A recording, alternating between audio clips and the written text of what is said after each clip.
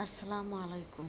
আমি এখানে কিছু সজনা পাতা গাছ থেকে নিয়ে এসে ভালো করে ধুয়ে মুছে নিয়েছি এবং পুঁইশাক পাতার ভিতরে এই সজনা পাতাগুলো ধুয়ে পেঁচিয়ে এখন আমি এগুলাকে কেটে নেব।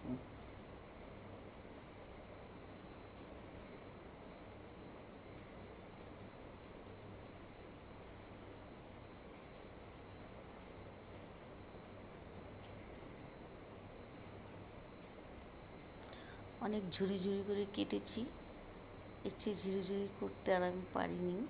আমার আরও ঝুরি ঝুরি করতে পারে আমার মা চাচিরা। এখন আমি বসিয়ে দিলাম একটা কড়াইতে দিয়ে দিলাম সয়াবিন তেল, দিয়ে দেবো এখন রসুন কুচি,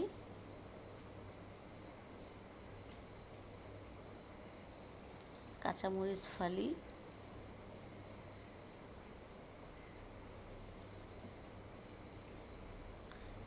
পেঁয়াজ কুচি,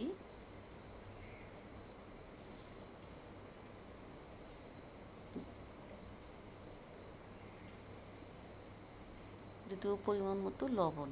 এখন আমি একটু ভালো করে নেড়ে চেড়ে ভেজে নিব। দিয়ে দিলাম শুকনো মরিচ 2 টুকরো করে।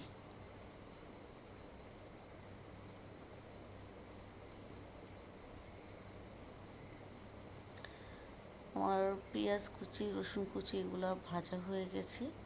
এখন দিয়ে দিব আমি সজনা পাতা।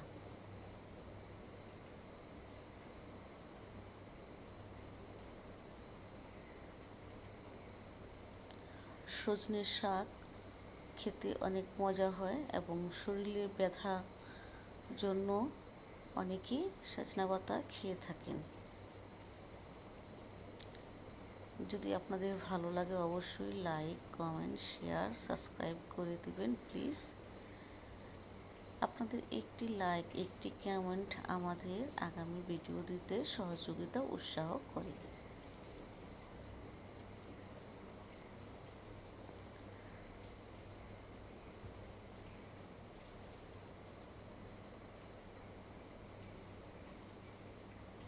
আর দেখতেও খুব সুন্দর, খেতেও খুব দারুণ মজা। গরম গরম ভাতের সাথে অনেক মজা হয়। আপনি অনায়াসে 1 প্লেট ভাত খেতে পারবেন, সাথে যদি হয় একটি লেবুর টুকরো।